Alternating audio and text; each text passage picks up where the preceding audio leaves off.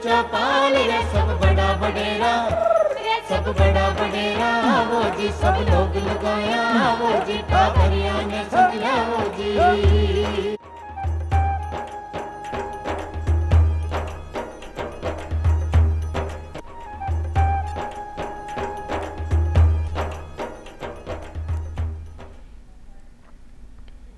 चौपाल देखबावाला सगला दर्शकों को कार्यक्रम में स्वागत।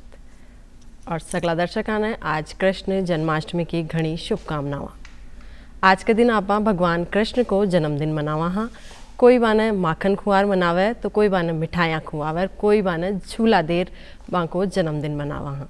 तो आप बड़ी धूमधाम से आज बाको जन्मदिन मनावा, तो सगड़ा ने कृष्ण जन्माष्टमी की घनी शुभकामनाएं। और अब आप आगे बढ़ा, आज की चौपाल में आप चर्चा कराला राष्ट्रीय शिक्षा नीति 2020 पर। और चर्चा खातर आज अपने साथ स्टूडियो में पधारा है डॉक्टर कमलेश मीणा जी। आप सहायक क्षेत्रीय निदेशक है इग्नू में, तो आपको कार्यक्रम में स्वागत। और अब एक दर्शक भाई बहनों, आप कार्यक्रम की शुरुआत करा तो शिक्षा एक विकसित राष्ट्र का निर्माण की आधारशिला हुआ कर है।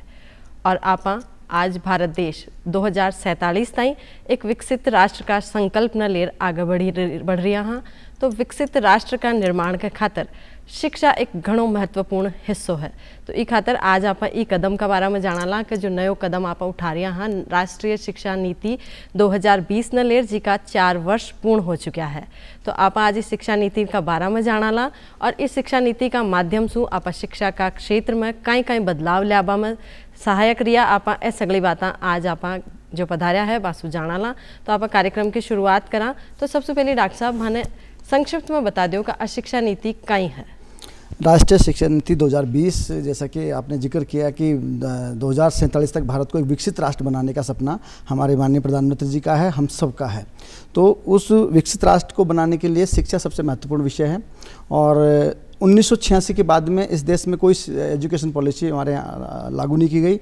लगभग 34 साल बाद हमारे देश को, या यूँ कहें कि 21वीं शताब्दी की पहली शिक्षा नीति हमको 2020 में मिलती है, जिसको हम राष्ट्रीय शिक्षा नीति 2020 कहते हैं। और आज लगभग 4 साल हमारी शिक्षा नीति को लागू हुए हो गए।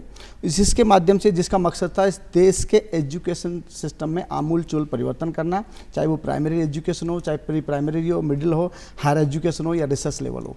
तो राष्ट्रीय शिक्षा नीति 2020 के माध्यम से, जिसको जुलाई 2020 में भारत सरकार के कैबिनेट से अप्रूवल मिला, उसके बाद में पूरे देश में एक फेज वाइज तरीके से इसको लागू किया गया। और आज आप देखेंगे कि 4 साल हम इस शिक्षा नीति के पूरे कर चुके हैं। तो इसके माध्यम से जो मूलभूत परिवर्तन हमारे एजुकेशन सिस्टम को लेकर हम किए हैं, उसका मकसद था कि 21वीं सदी के रिक्वायरमेंट के अनुसार कि इस सदी में भारत को विकसित राष्ट्र बनाने के लिए शिक्षा का रोल महत्वपूर्ण रहने वाला है। तो किस तरह की शिक्षा हमारे बच्चों को दी जानी चाहिए, ये उस पॉलिसी, इस देश की शिक्षा नीति का, देश के फ्यूचर का रोड मैप है राष्ट्रीय शिक्षा नीति 2020, जिसके माध्यम से आप देखेंगे इतने ज़्यादा आमूल चूल परिवर्तन हमारे शिक्षा पद्धति में हुए हैं, चाहे वो प्राइमरी एजुकेशन हो, चाहे मिडिल हो, सेकेंडरी हो, हायर एजुकेशन हो, रिसर्च हो, और यूनिवर्सिटी लेवल पर आज बहुत सारे परिवर्तन देखने को मिल रहे हैं। जिसके परिणाम स्वरूप जो सपना हमारे देश को 2047 तक विकसित राष्ट्र बनाना है, और जिसके तहत 2015 में भारत ने sustainable goal for education SDG पर साइन किए थे, उसकी मिशन को भी पूरा करना का काम राष्ट्रीय शिक्षा नीति 2020 हमारी करती है। तो वो सब बताया आपने कि राष्ट्रीय शिक्षा नीति कई है और आगे और कई प्रयास कर रही है। तो आज का देखा आपा तो कई प्रयास रह रहा है, कई बदलाव आपने देखने ने मिला इस शिक्षा नीति का माध्यम से। सबसे पहले तो देखिए, अगर इस शिक्षा नीति की अगर बात करेंगे तो इसमें फेज वाइज बदलाव की बात की गई है। और 2020 में जब इसको लागू किया गया तो इसमें जो हमारा प्राइमरी एजुकेशन सिस्टम था 10+2 प्राइमरी से लेकर सेकेंडरी तक, उसको पूरा बदला गया है और एक नए स्ट्रक्चर देश में हमारे बच्चों के लिए लागू किया गया है, जिसको 5+3+3+4 कहते हैं। उससे 2020 तक हमारे देश में 10+2 एजुकेशन पद्धति थी, जिसके माध्यम से बच्चों को शिक्षा दी जाती थी, लेकिन उसको अमूल पूरी तरह से बदलकर एक नया स्ट्रक्चरल बनाया गया, जिसको 5+3+3+4 के नाम से हम जाते हैं। उसके बाद में हायर एजुकेशन लेवल पर जो हमारा ग्रेजुएशन प्रोग्राम था, पहले 3 वर्ष का हुआ करता था, अब आजकल 4 ईयर प्रोग्राम हमारा NEP के माध्यम से लागू किया गया, जिसमें बहुत सारे परिवर्तन हमारे बच्चों को इस शिक्षा नीति के माध्यम से देखने को मिल रहे हैं, उनका बेनिफिट मिल रहा है। 1986 की जो एजुकेशन पॉलिसी थी उसमें बहुत ज़्यादा अपॉर्चुनिटी हमारे बच्चों के पास नहीं थी। हमारे एक राजस्थान में कहावत है कि मार मार मंड चंडा व बोरिया कोंताड़ कर। तो ये कहीं न कहीं उस विज़न को पूरा करने का काम करती है हमारी राष्ट्रीय शिक्षा नीति 2020 कि 1986 की एजुकेशन पॉलिसी थी वो कहीं न कहीं इस बात की ज़रूरत महसूस की जा रही थी कि वो पॉलिसी हमारे देश की रिक्वायरमेंट विशेषकर 21वीं सदी के भारत को बनाने में वो कारगर साबित नहीं थी। तो माननीय प्रधानमंत्री जी के नेतृत्व में इसको इनिशिएट लिया गया और इसमें वो तमाम परिवर्तन लागू किए गए जो आज के भारत को बनाने के लिए या ये कहें कि 21वीं सदी के भारत को बनाने के लिए बहुत ज़रूरी है और हमको ग्लोबली कॉम्पीट करना है। और सस्टेनेबल डेवलपमेंट गोल जिस पे हमने साइन किया सितंबर 2015 के अंदर, जो ये कहता है कि सबको सतत शिक्षा का अधिकार होना चाहिए, सबको क्वालिटी बेस्ड एजुकेशन मिलना चाहिए, किसी के भी साथ डिस्क्रिमिनेशन नहीं होना चाहिए, जन्म के आधार पर, जात के आधार पर या बर्थ किसी भी इकोनॉमी के आधार पर किसी के साथ कोई भेदभाव ना हो, इंक्लूसिव एजुकेशन सिस्टम पद्धति को होना चाहिए, क्वालिटीपूर्ण एजुकेशन हमारे बच्चों को मिलना चाहिए। इन तमाम चीज़ों को ध्यान में रखते हुए एजुकेशन पॉलिसी 2020 बनाई गई और ये पिछले 4 साल में आप देखेंगे तो आमूल बहुत सारे परिवर्तन हमारे प्राइमरी, मिडिल, सेकेंडरी और हायर एजुकेशन लेवल पे देखने को मिल रहे हैं। तो मतलब देखो जाओ तो समग्र और सतत शिक्षा को एक प्रयास है। और एक ही साथ में जानना चाहूँ जो आप बार बार जिक्र कर रहा हो कि 21वीं सदी ने देखता हुआ इस शिक्षा नीति को निर्माण करो गयो है, तो भाई 21वीं सदी की कई कई आवश्यकता है, कचा कचा कौशल है जाने देखता हूँ इको निर्माण करो गयो है। भाई 21वीं आज हम ICT इंफॉर्मेशन कम्युनिकेशन टेक्नोलॉजी के दौर में रह रहे हैं और जो 1986 की एजुकेशन पॉलिसी थी उस दौर में ICT का दबदबा नहीं था, ICT के बारे में ज़्यादा उसमें इंक्लूजन नहीं था, ICT की बात नहीं थी। लेकिन 21वीं सदी के भारत में पूरा ट्रांसफॉर्मेशन हुआ है। तो कहीं न कहीं आप 21वीं सदी में अपने आप को सर्वाइव करना चाहते हैं, कॉम्पीट करना चाहते हैं, अपने आप को एग्जिस्ट रखना चाहते हैं, तो इन्फॉर्मेशन कम्युनिकेशन टेक्नोलॉजी से वाकिफ़ आपका होना बहुत ज़रूरी है। तो ये कहीं न कहीं नई राष्ट्रीय शिक्षा नीति में वो सारी चीज़ें ईजाद की गई है, इम्प्लीमेंट किया गया है, उसको लागू किया गया है, चाहे इसका कौशल को लेकर हो, चाहे वोकेशनल एजुकेशन को लेकर हो, चाहे बच्चों को अपनी लर्निंग लाइफ लॉन्ग लर्निंग हो, सीखने का मौका बच्चों को मिलना चाहिए अपनी इच्छा अनुसार, कोई बैरियर्स नहीं होना चाहिए। हर व्यक्ति की अपनी अपनी इच्छा होती है, उसको उसी अनुसार मौके मिलना चाहिए। और राष्ट्रीय शिक्षा नीति ये कहती है कि किसी को भी किसी भी आधार पर शिक्षा से महरूम नहीं किया जा सकता, लेकिन पुरानी एजुकेशन पॉलिसी में ये सारे प्रावधान नहीं थे। और जो ICT को इम्प्लीमेंट किया गया, स्किल डेवलपमेंट को इम्प्लीमेंट किया गया, इंटर्नशिप को इम्प्लीमेंट किया गया, वोकेशनल एजुकेशन को इंटर्नशिप किया गया, प्रैक्टिकल कंपोनेंट्स को डाले गए, मल्टी डिसिप्लिनरी वाला कंसेप्ट लगाया गया जो पहले हमारे यहाँ पर नहीं था, और बच्चों को फ्लेक्सिबिलिटी दी गई। फ्लेक्सिबिलिटी तो यह कह सकते हैं कि 21वीं सदी में जो 9EP 2020 लागू की गई है वो है access, equity, quality, affordability and accountability. ये 5 पिलर्स हैं जिनके आधार पर इस एजुकेशन पॉलिसी को बनाया गया है।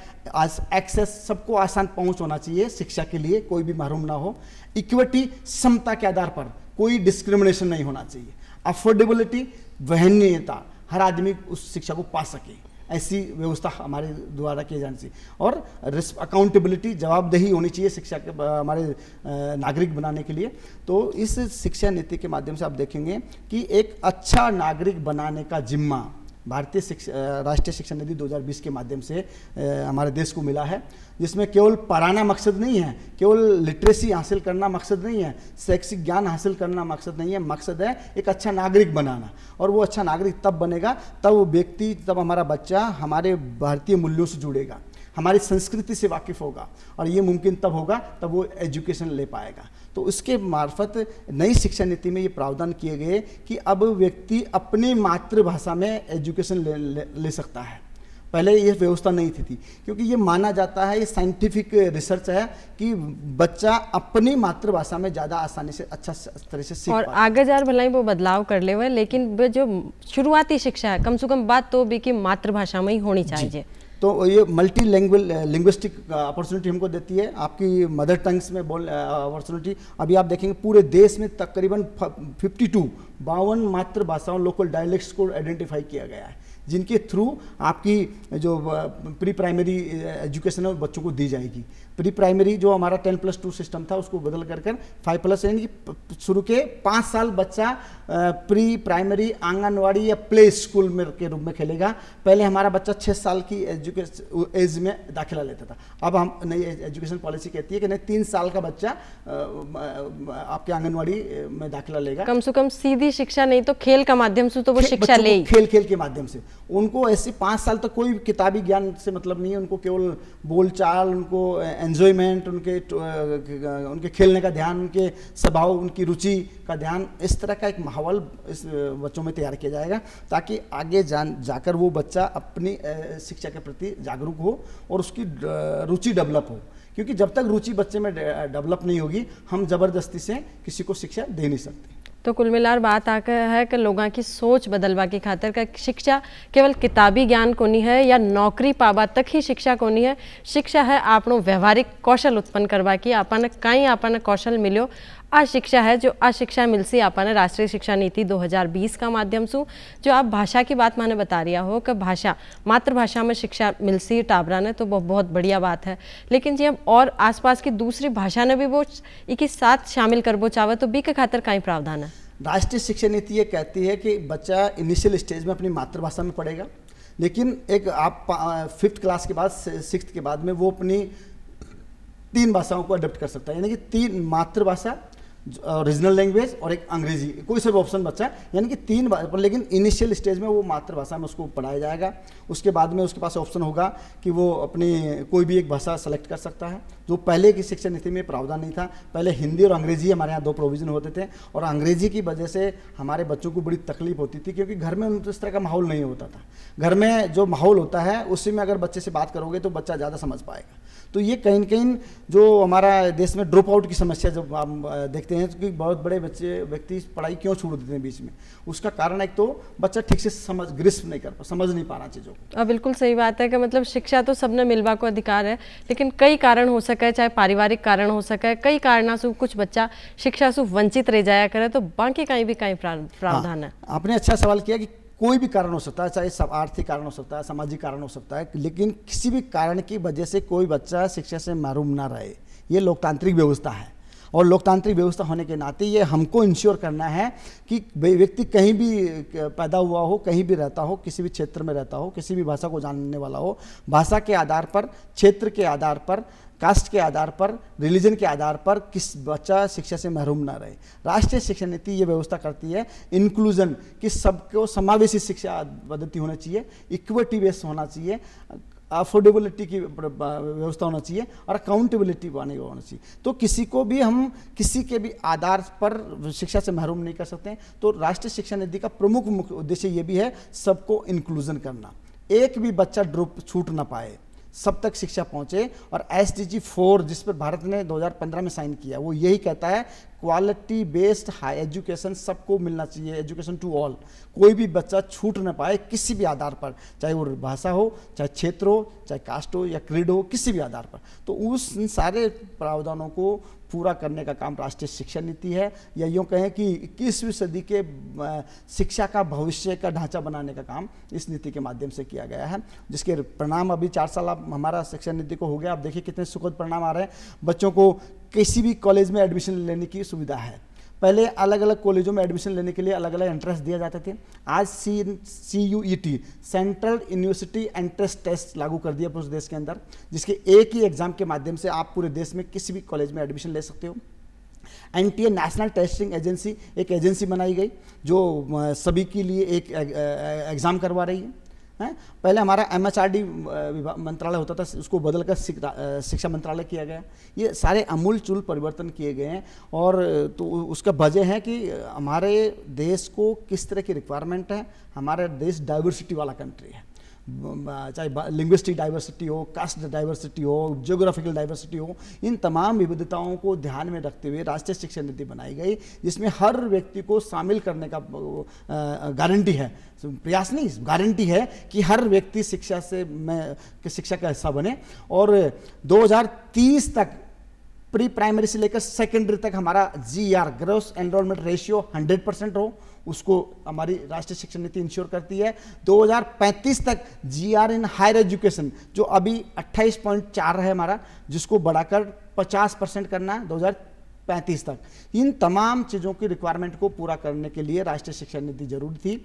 और इसमें आप देखेंगे तो केवल एजुकेशन पे ध्यान नहीं दिया गया, इसमें स्किल डेवलपमेंट को ऐड किया गया, वोकेशनल एजुकेशन को शामिल किया गया, इंटर्नशिप की व्यवस्था की गई जो पहले हमारे यहाँ हुआ नहीं थी, और हमारा जो ग्रेजुएशन प्रोग्राम 3 साल का होता था उसको बढ़ाकर 4 साल किया गया। मैं एक बारे में थोड़ा विस्तार से जानना चाहूँगा कि जो मैं आज तक सब लोग आई सुनता जाया है कि BA कितना साल की हो सी, 3 साल की हो सी, तो अब वो जो परिवर्तन ये शिक्षा नीति का माध्यम से आ रही है कि 4 साल की अब स्नातक हो सी, तो बी का बारे में मैं थोड़ा विस्तार से जानना चाहूँगा।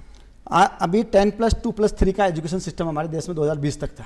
अभी राष्ट्रीय शिक्षा नीति ये कहती है कि व्यक्ति को आफ्टर सेकेंडरी सीनियर सेकेंडरी के बाद में हायर एजुकेशन में जो दाखिला लेता है तो उसको अंडर ग्रेजुएट प्रोग्राम, जिसको हम स्नातक प्रोग्राम बोलते हैं, अंडर ग्रेजुएट प्रोग्राम अब 3 साल की जगह 4 साल का होगा।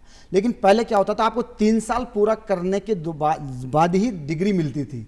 अगर एक आपने फर्स्ट ईयर किया छोड़ दिया तो आपकी साल खराब हो गया, सेकंड ईयर कर दिया तो साल खराब हो गया, मतलब पूरा 3 साल पढ़ने के बाद ही आपको ग्रेजुएशन की डिग्री मिलती थी।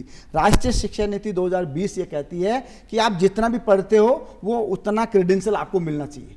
ऐसा नहीं कि आपने 1 साल बीच में ड्रॉप आउट कर दिया तो उसको कुछ नहीं मिलेगा। 1 साल पढ़ेंगे तो आपको सर्टिफिकेट प्रोग्राम मिलेगा, 2 सेमेस्टर पूरा करते हैं तो 2 साल पढ़ते हैं तो डिप्लोमा पूरा करते हैं, 3 साल पढ़ते हैं तो आपको ग्रेजुएशन प्रोग्राम पूरा मिलता है। अगर 4 साल आप पढ़ते हैं अंडर ग्रेजुएट प्रोग्राम में तो आपको रिसर्च ऑनर्स के साथ, ग्रेजुएशन विद ऑनर्स के साथ में डिग्री मिलती है। और उसमें एक सर्टेन प्रोविजन किया गया है कि चाहे तो आप 3 साल बाद बाहर आ सकते हैं, आप अगर फर्दर आगे कंटिन्यू नहीं करना चाहते एजुकेशन को तो 3 साल छोड़, पहले 3 साल खत्म होने के बाद खत्म हो जाएंगे, आप पढ़ाई को बीच में छोड़ सकते हैं तो आपको ग्रेजुएशन डिग्री मिल जाएगी। अगर 4 साल पूरा करते हैं तो आपको वो ग्रेजुएशन डिग्री विद ऑनर्स के साथ मिलेगी।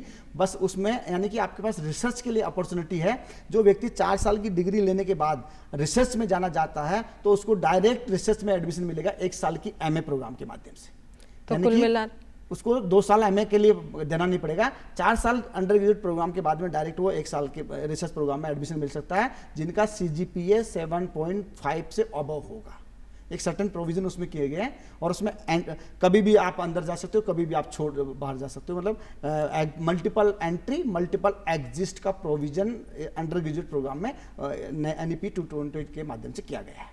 तो बात यहाँ है कि पहले आप यहाँ सोचता है कि 2 साल कोई पढ़ ले तो पर जब कारणवश भी कॉलेज छोड़नी पड़ती या आगे की वो फाइनल ईयर की परीक्षा कौन दे पातो या फर्स्ट ईयर पढ़ ली और सेकंड ईयर की कौन दे पातो तो वह पढ़ाई भी की एडी चली जाती।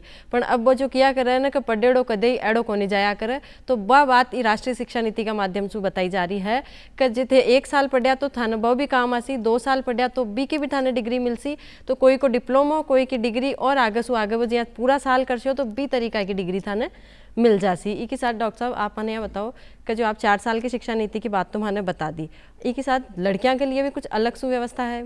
राष्ट्रीय शिक्षा नीति 2020 ये कहती है कि education should be based on inclusion, समावेशी शिक्षा होनी चाहिए जहाँ जेंडर के आधार पर, कास्ट के आधार पर कोई डिस्क्रिमिनेशन ना हो। और राष्ट्रीय शिक्षा नीति में विशेष प्रोविज़न बच्चों की विशेषकर बालिका शिक्षा को लेकर अलग से फंड की प्रोविज़न की गई है ताकि बच्चों का, बालिकाओं का शिक्षा के प्रति रुझान हो सके। उनको अलग से एजुकेशन कॉलेज खोलने का प्रोविज़न है, स्कूल्स खोलने का प्रोविज़न है और उनके लिए भारत सरकार ने अलग से फाइनेंशियली व्यवस्था की है। और उनको, और ये आने वाले समय में आप देखेंगे इसका रिजल्ट कि आपको बहुत नज़दीक आपको स्कूल मिलेंगे, कॉलेज मिलेंगे, यूनिवर्सिटीज़ मिलेगी। इसका मतलब यह है कि बच्चों को एजुकेशन के लिए दूर ना जाना पड़े। ज़्यादातर आपने समाज में अपना आसपास में कई बार जी लड़कियां ने खातिर स्कूल छुड़ा दे हुआ है कि थारी स्कूल तो दूर है, 10वीं तक पढ़ लिए, आगे स्कूल दूर है जो कोनी जैसी, तो बस समस्या को निवारण का माध्यम से होसी। यस भाई, आपको अफोर्डेबिलिटी क्या होती है, एक्सेस क्या होता है, इजीली पहुंच, एक्सेस टू ऑल, सब तक आसानी से पहुंच तब होगी जब आपके पहुंच के दायरे में कोई, चाहे स्कूल हो, चाहे कॉलेज हो, चाहे यूनिवर्सिटी। तो कुल मिला शिक्षा आप कन आपा कौन पूछ से अपन शिक्षा आपण करना पूछ अपना तक पहुंचने की व्यवस्था राष्ट्रीय शिक्षा नीति 2020 करती है और किसी को भी एक्सक्लूड नहीं किया गया, सबको इंक्लूड किया गया है, चाहे वो महिला हो, चाहे हमारी बेटियां हो, चाहे हमारे बच्चे हो, तो सबको समाहित करते हुए समावेशी आधार पर ये राष्ट्रीय शिक्षा नीति का विकास किया गया। और सबसे अच्छी बात है कि भारतीय राष्ट्रीय शिक्षा नीति 2020 में इसमें हमारे इंडियन एजुकेशन नॉलेज सिस्टम के साथ इसको जोड़ा गया है कि केवल पढ़ाना मकसद नहीं है, बच्चे के अंदर अच्छे संस्कार देना, बच्चे के अंदर एक क्रिटिकल थिंकिंग डेवलप करना, रैशनल थॉट पैदा करना, उसके अंदर उसकी विजन को बढ़ाना, उसकी स्किल्स को एनहांस करना, इन तमाम चीज़ों को राष्ट्रीय शिक्षा नीति 2020 में शामिल किया गया है कि व्यक्ति करना क्या चाहता है, उसकी रुचि कहाँ पर है, उसके अनुसार उसको व्यवस्था मिलेगी। कोई ये हार्डशिप नहीं है, एक फ्लेक्सिबिलिटी इसमें है। कई बार आपन देखने ने मिला है कि टाबर पढ़बो तो चावे है, आगे बहुत कुछ करबो चावे है, लेकिन वो समझ को नहीं पावा है कि मैं आगे का भविष्य के खातिर काई करूं, वो सोचा है कि मैं नौकरी कसी करूं, वो समझ ही को नहीं पावा, तो भी का भी प्रावधान ही कमाना है। बच्चों को कैरियर काउंसलिंग गाइडेंस प्रॉपर, आज का सबसे बड़ा मसला है जो आपने सवाल किया कि बच्चों को ये पता नहीं होता है, और ये जाहिर सी बात है कि हम जब पढ़ते थे तो हमको भी नहीं पता था, और लेकिन हमको पता नहीं था, ये तो बात समझ में आती है, लेकिन हमको गाइड करने वाला कोई नहीं था और इस तरह की कोई व्यवस्था हमारी शिक्षा व्यवस्था में नहीं थी। तो आज राष्ट्रीय शिक्षा नीति 2020 ये कहती है कि आपको काउंसलिंग की व्यवस्था मिलेगी। आप जिस भी स्कूल में जाएंगे, एडमिशन से पहले आपको एक काउंसलर के साथ डिस्कशन करने की व्यवस्था मिलेगी, आप उसके साथ डिस्कस कर सकते हैं और अपने इंटरेस्ट को उसके साथ डिस्कस करके, या वो आपसे जब बातचीत करेगा कि आपकी रुचि क्या है, आपका रुझान क्या है, आप क्या करना चाहते हैं, भविष्य में क्या बनना चाहते हैं, इन 40 चीज़ों को फोकस किया गया राष्ट्रीय शिक्षा नीति 2020 में। तो काउंसलर के माध्यम से या काउंसलिंग फैसिलिटी के माध्यम से हम अपने बच्चों का इंटरेस्ट जान सकते हैं। अब राष्ट्रीय शिक्षा नीति जोर जबरदस्ती से थोपी हुई शिक्षा नहीं है, वो शिक्षा नीति वो जो हम चाहते हैं, हमारी इच्छा, बच्चों की इच्छा क्या है, बच्चे क्या करना चाहते हैं, बच्चे किस तरह के माहौल एजुकेशन लेना चाहते हैं, उनका फ्यूचर क्या है, वो तमाम चीज़ों की फ्लेक्सिबिलिटी के साथ में राष्ट्रीय शिक्षा नीति में वो सारे कोर्सेज डाले गए। जैसे मल्टी डिसिप्लिनरी कंसेप्ट इसमें लागू किया गया। पहले हमारे यहाँ था आर्ट्स वाला बच्चा कॉमर्स नहीं पढ़ सकता था, कॉमर्स वाला साइंस नहीं पढ़ सकता था, या कोई भी एक दूसरे के सब्जेक्ट में जा नहीं सकता था। लेकिन राष्ट्रीय शिक्षा नीति 2020 ये कहती है कि आर्ट्स वाला साइंस भी पढ़ सकता है, कॉमर्स भी पढ़ सकता है और एग्रीकल्चर भी पढ़ सकता है, बशर्ते बस ताकि क्षमता होनी चाहिए, क्षमता होना चाहिए। तो ये मल्टी डिसिप्लिनरी वाला कंसेप्ट राष्ट्रीय शिक्षा नीति में लाया गया, जो सबसे अच्छा है, क्योंकि हर व्यक्ति की रुचि कई सारे हैं, मल्टीपल कोर्सेज एक साथ आप कर सकते हो। ये प्रोविजन राष्ट्रीय शिक्षा नीति 2020 में किया गया। पहले इस तरह की व्यवस्था नहीं थी, केवल आप एक ही साथ में 3 साल ग्रेजुएशन करो, साथ में कुछ करने का प्रोविजन नहीं था। लेकिन राष्ट्रीय शिक्षा नीति 2020 में आपको मल्टीपल एंट्री, मल्टीपल एग्जिट के साथ में मल्टी डिसिप्लिनरी सब्जेक्ट्स के को चूज करने का ऑप्शन, किताबी ज्ञान ने व्यवहारिक ज्ञान की तरफ बढ़ाया जा रहा है। यस, मतलब आप एक व्यक्ति की रुचि कई बार होती है कि मैं एग्रीकल्चर का भी पढ़ना चाहता हूँ, एनवायरमेंटल साइंस भी लेना चाहता हूँ, लेकिन सोशल ह्यूमैनिटीज़ का सब्जेक्ट भी चाहता हूँ, या सोशल साइंस भी पढ़ना चाहता हूँ, या हिंदी, अंग्रेजी, कोई भी भाषा आधारित सब्जेक्ट भी पढ़ना चाहता है। तो पहले हमारी जो एग्जिस्ट पॉलिसी थी उसमें इस तरह की व्यवस्थाएं नहीं थी। राष्ट्रीय शिक्षा नीति 2020 जो भारत की इस 21वीं सदी की सबसे महत्वपूर्ण नीति है, जिसके माध्यम से हम हमारे भारत को 2047 तक विकसित राष्ट्र बनाने का जो सपना है, वो कहीं न कहीं वो रास्ता हमारा इसी नीति के माध्यम से, क्योंकि शिक्षा तो सबसे पहली सीढ़ी है अभी चीज़ की। तो एक ही साथ में आपसे जानना चाहूँगा कि आपने संस्कृति से क्या जोड़े जा रहे हो इन? अभी तक राष्ट्रीय शिक्षा नीति को भारतीय कल्चर के साथ इसलिए जोड़ा गया कि एक तो आपकी मातृभाषा में शिक्षा का प्रावधान है, जो पहले ये होता नहीं था। आप जिस माहौल से आते हो, जिस इलाके से आते हो, तो हमारे बच्चों को उसी तरह की एजुकेशन सिस्टम उनको साथ दिया जाएगा। हमारा कल्चर क्या, हमारी ट्रेडिशंस क्या थी, हमारी परंपराएं क्या थी, हमारी मान मूल्य क्या थे, वो कहीं के हम भूल गए थे। हमारे बच्चों को पता ही नहीं था कि भारत एक समृद्ध राष्ट्र रहा किसी दौर में, जहाँ पर पूरे विश्व में हमारा बोलबाला हुआ करता था। इतना अच्छा हमारा लेगेसी थी, इतनी अच्छी हेरिटेज थी। उस सारी चीज़ों को वापस पुनर्जीवित करने का प्रयास राष्ट्रीय शिक्षा नीति के माध्यम से दिया गया, और इंडियन नॉलेज सिस्टम के माध्यम से हमारे बच्चों को वो पुराना इतिहास के साथ जोड़ा गया है, जो कहीं न कहीं लुप्त हो गया था या छुपाया गया था, वापस हमारी संस्कृति से, चाहे वो भाषा को लेकर, हमारे रहन सहन को लेकर, हमारे खान पान को लेकर, हमारे व्यवहार को लेकर, हमारे धार्मिक व्यवस्थाओं को लेकर, इन सब से वापस कनेक्ट करने का काम राष्ट्रीय शिक्षा नीति 2020 करती है, जिसके माध्यम से हमारे यूथ को, हमारे युवाओं को एक प्रबुद्ध नागरिक बनाना, एक क्रिटिकल थिंकिंग सोच वाला व्यक्ति बनाना, प्रॉब्लम सॉल्विंग वाला व्यक्ति बनाना, और स्किल्स डेवलपमेंट एनहांसमेंट का विजन के साथ में। एक ही साथ मैं आपसे डॉक्टर साहब यह पूछना चाहूँ कि शिक्षक की भूमिका में कहीं बदलाव आ रही हो? राष्ट्रीय शिक्षा नीति 2020 ये कहती है कि केवल शिक्षक स्टूडेंट्स को ही ट्रांसफॉर्म नहीं किया गया, इसमें टीचर्स के लिए भी प्रावधान है कि अच्छे शिक्षकों का चयन हो, अच्छे क्वालिफाइड टीचर्स हमारे राष्ट्रीय शिक्षा नीति, हमारी शिक्षा पद्धति से जुड़े, तो उनके लिए रिक्रूटमेंट का ट्रांसपेरेंट प्रोसेस शुरू किया गया कि अच्छे टैलेंटेड टीचर्स की भर्ती हो, निष्पक्षता के साथ भर्ती हो, उनको टाइम टू टाइम ट्रेनिंग की व्यवस्था होना चाहिए। अब तक क्या होता था कि हमारे टीचर एक बार भर्ती हो गया, वो रिटायरमेंट तक उसकी कोई ओरिएंटेशन प्रोग्राम की व्यवस्था नहीं थी या उसको कोई ट्रेनिंग का व्यवस्था नहीं थी। लेकिन राष्ट्रीय शिक्षा नीति 2020 ये कहती है कि हमारा टीचर समय समय पर ओरिएंट होना चाहिए, उसको समय समय पर नई नई जो चीज़ें ईजाद होती है, चाहे आर्टिफिशियल इंटेलिजेंस का ज़माना, डेटा साइंस का ज़माना, आज के दौर में इंफॉर्मेशन कम्युनिकेशन टेक्नोलॉजी का ज़माना, कंप्यूटर का ज़माना है, इन सारी चीज़ों से हमारा टीचर भी वाकिफ़ होना चाहिए। तो टीचर्स ने, शिक्षक ने भी अपडेट किया जाएगा, टाइम टू टाइम उनको ओरिएंट किया जाएगा, उनको ट्रेनिंग दी जाएगी, शॉर्ट टर्म प्रोग्राम्स उनके लिए डेवलप किए गए हैं, उनका रिक्रूट प्रोसेस एक ट्रांसपेरेंसी के साथ में, ईमानदारी के साथ में उनकी भर्ती हो और प्रॉपर क्वालिफाइड टीचर्स हमारे शिक्षा पद्धति के साथ जुड़े, ताकि जो विजन हमारा देश का है 47 तक विकसित राष्ट्र बनाना, उसको शिक्षक और हमारे छात्र मिलकर पूरा कर पाए।